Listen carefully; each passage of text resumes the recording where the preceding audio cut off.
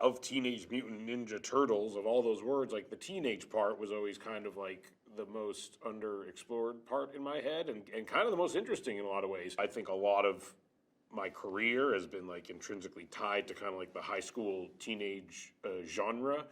And so I'd always thought like it would be really interesting to explore them in that way, and especially because, from my understanding, like every version of them has been like performed by adults.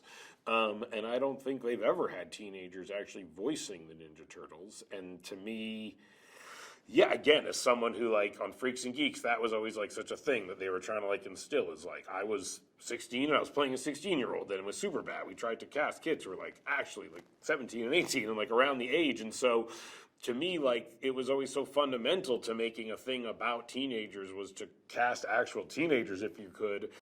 When I was a kid, I collected the toys, and I loved them. And it was one of the things in the cartoon that they always had so much of. There were so many mutants, and there was Mondo Gecko and Ray Fillet and Scumbug and all these characters that existed in toy form a lot in my childhood when I remember them, and they would pop up like from time to time on the cartoon, but never were in like the movies as I saw them. To me, like there was this huge well of mutant characters that were kind of underutilized, and also, you know, I think we were just also thinking, trying to like really come up with ideas that hadn't been done before. And this idea of kind of like bringing it to this like monster movie type place was really fun and exciting, and kind of like a cool convergence like of these worlds of like mutants and humans.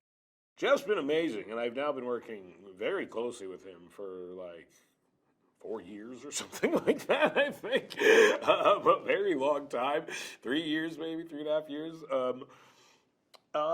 Yeah, you know, it's funny looking back how little, like, you know, how lucky we got. Because we just, none of these movies, Mitchell vs. Machines had not come out when we hired Jeff originally. And we really, like, worked very closely with him. And me and him did a lot of writing together. And the development of the look of the movie actually, like, informed the plot and story of the movie in a lot of the ways. And one of the things we had talked about was, like, this teenage element. And as he was developing like the look of the animation, that was something that he really like took to heart and started to lean into a lot, was this kind of like wild, like, you know, like scribbled in the back of a notebook, like animation style that was also like directly inspired by like a teenage mentality in a lot of ways.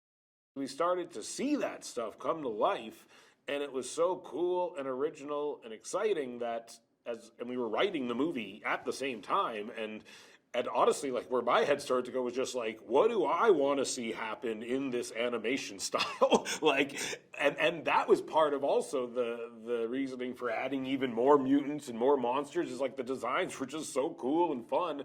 We were just like selfishly just like, I want to see more of this. Like what else can they do in this style?